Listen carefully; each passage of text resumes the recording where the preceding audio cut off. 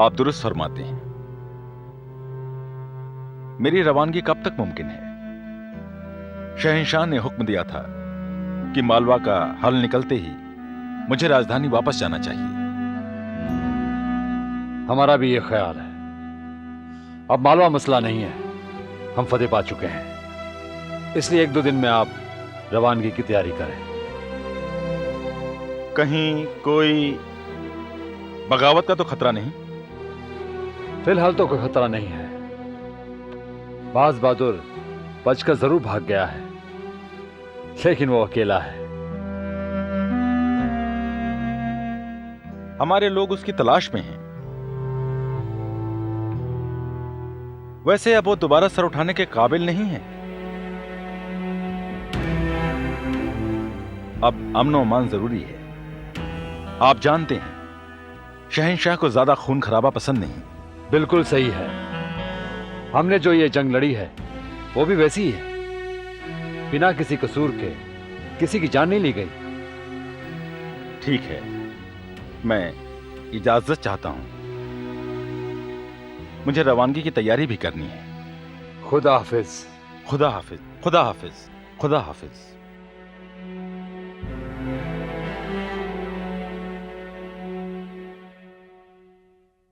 खजाने के बारे में लिखवाने की क्या जरूरत थी? तुम जानते हो अधम, जहां पनाह से कोई भी राज देर तक छुपा नहीं रह सकता। जो होगा देखा जाएगा। पीर मोहम्मद, हम ऐसी फिजूल बातों में अपना वक्त क्यों बर्बाद कर रहे हैं? शाम हो चुकी है, दिन काम का होता है, शाम जाम की। तो चले। आप जो कहना चाहते हैं शायद उसे कहने से हिचकिचा रहे हैं। आपको महामनागा या किसी और के खौफ की वजह से हकीकत पर नकाब डालने की कोई जरूरत नहीं है। हम वहां के सही हालात से वाकिफ होना चाहते हैं।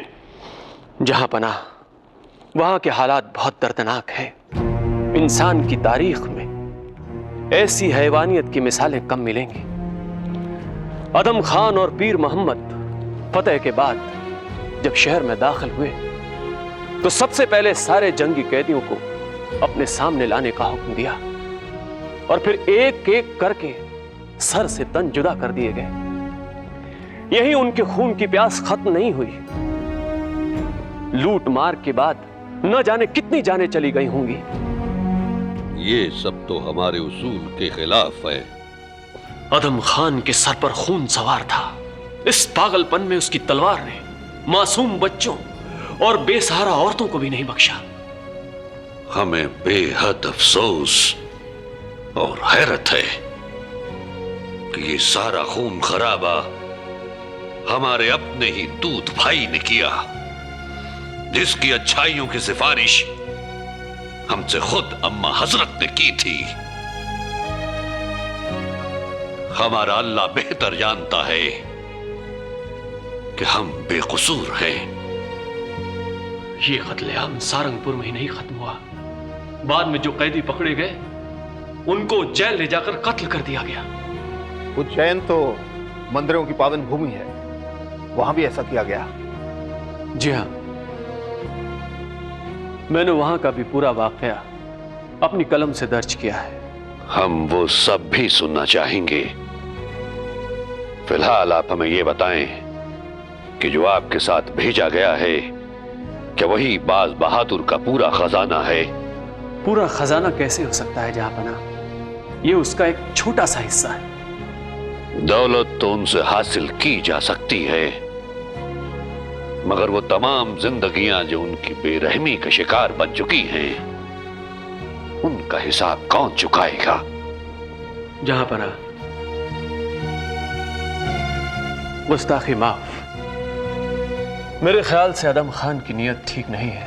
मालवा की फतह के बाद वो वहां का हुक्मरान बनने का ख्वाब देख रहा है। हम उसका ये ख्वाब कभी पूरा नहीं होने देंगे।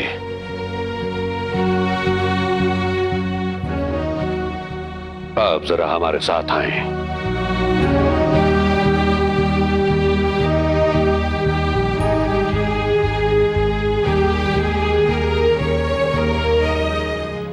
माशाल्लाह महारानी, चेहरे पर फिर से पहली सी रोशनी है।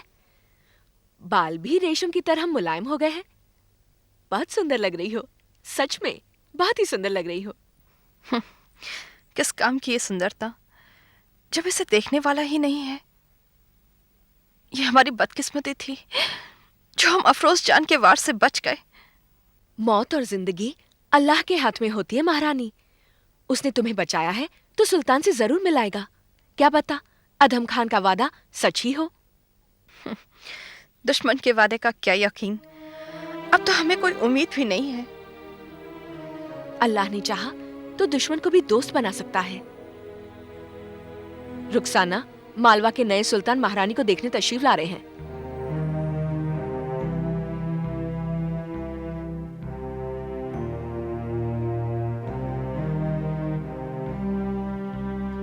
हम मलिका की खिदमत में सलाम पेश करते हैं।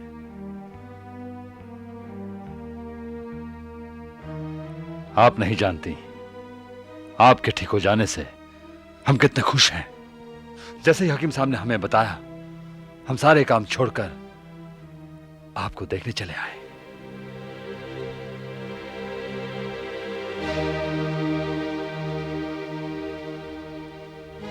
खुदा के लिए इस चमकते चांद को नकाब में मत छुपाइए।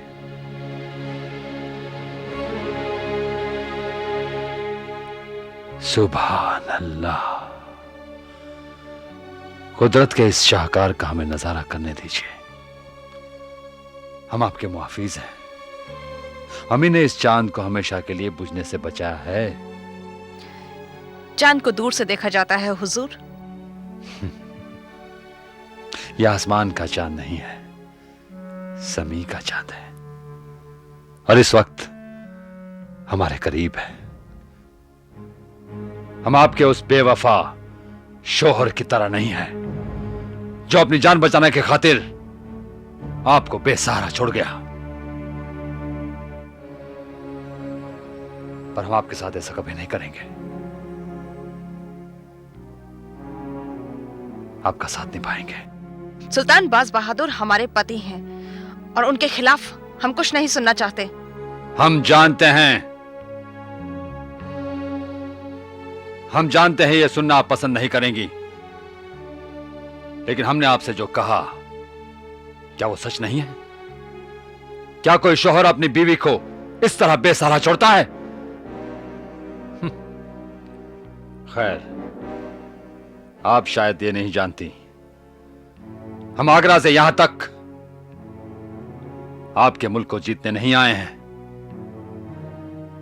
आपका दीदार करने आए हैं। अपनी मोहब्बत का यकीन दिलाने आए हैं आपको। लेकिन आपने हमसे वादा किया था कि जब हम तंदुरुस्त हो जाएंगे तो आप हमें हमारे पति के पास भेज देंगे, और अब हम सफर पर जाने के काबिल हैं। हमने आपसे वादा इसलिए किया था कि आप जल्दी से ठीक हो जाएं। हमारे लिए